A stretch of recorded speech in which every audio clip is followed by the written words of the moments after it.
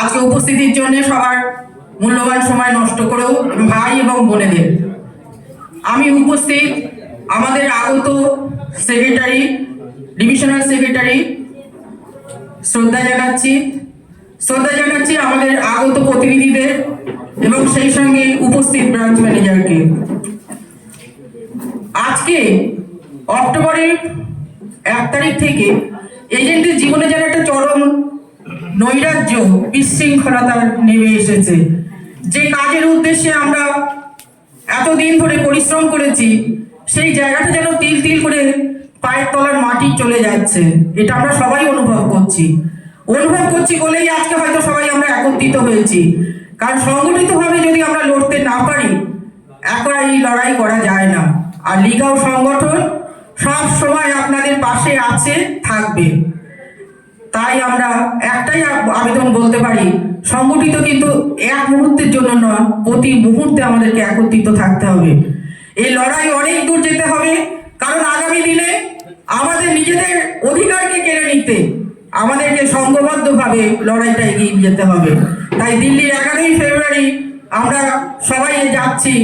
আমার সব থেকে ভালো লাগছে আমাদের সিএলআই এজেন্ট ছন্দা নতুন, সে কিন্তু আমার সঙ্গে পায়ে পা মিলিয়ে দিল্লিতে যাচ্ছে। আপনারা সবাই সন্ধ্যার জন্য একটা হাততালি দিন, কারণ সে নতুন এবং নমাগতা, কিন্তু তার মধ্যে সেই দৃঢ়তা আছে লড়াই করার, তাই সে আমার সঙ্গে দিল্লি যাচ্ছে। শুধু তাই না ভাই, একটা জিনিস চিন্তা করুন, যে কমিশন আমরা আর্নিং করি, যে কমিশনের উপর আমাদের পরিবার নির্ভর করছে, যে কমিশন আমাদের সংসারকে এগিয়ে নিয়ে যাচ্ছে, সেই কমিশনেও হাত দেওয়া হয়েছে। একের পর এক 2000 সাল থেকে যে চরম বিশৃঙ্খল প্রতিযোগিতার মধ্যে আমরা পড়েছি, এটা কিন্তু একদিনে হয়নি। IRDA যখনই পা রেখেছিল LICর জীবনে, তখনই জানতাম অন্ধকার ঘনিয়ে আসছে, আমাদের আশাই হতে চলেছে। বাঘ আসছে, অটোমেটিক বাঘ এসে গেছে, এবং এই লড়াই কিন্তু আমাদের লড়তে হবে। আজকে আমাদের বয়স সীমা 50 করে দেওয়া হয়েছে, এজ লিমিটেড। সেখানে আপনারা বলুন তো, 50-এর উপর সেটেল এখন হতেই তো মানুষের সময়টা লেগে যায়। তারপরে যারা করছে তারা বেশিরভাগই 50-এর উপরে করছে। তাহলে এই গ্রুপটাকে আমরা হারাচ্ছি, আমাদের কমিশন হারাচ্ছি, আমরা আর কি হারাবো? আর কত দূর যেতে হবে আমাদেরকে?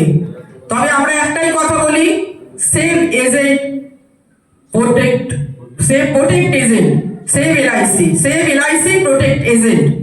একদম তাই, আমরা LIC কে প্রোটেকশন দিচ্ছি, আমরা দেব।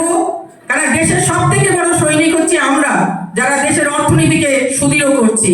তাই আমাদের আঘাত আনা মানে সবার ক্ষেত্রেই কিন্তু এই আঘাত আস্তে আস্তে করে ছড়িয়ে যাবে।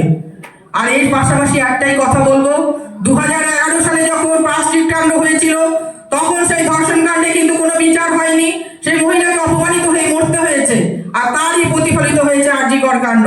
সুতরাং মহিলাদেরকে কিন্তু আমাদের নিজের জীবন এবং জীবিকার জন্য একত্রিত হতে হবে, সংঘবদ্ধ হতে হবে, লড়াইটাকে এগিয়ে নিয়ে যেতে হবে। তাই প্রতি মুহূর্তে যখন লড়াইয়ের ডাক দেওয়া হবে, আমি চাই আমার সমস্ত এজেন্ট বন্ধুর সাথে সাথে আমার মহিলা বন্ধুরাও আমার সাথে থাকবে, এবং আমরা এই লড়াইকে সুদৃঢ়ভাবে এগিয়ে নিয়ে যেতে পারবো। এই আশা রেখে আমাদের সর্বাঙ্গীন সার্থক কামনা করে আমাদের এই বক্তব্যকে শেষ করলাম। ধন্যবাদ।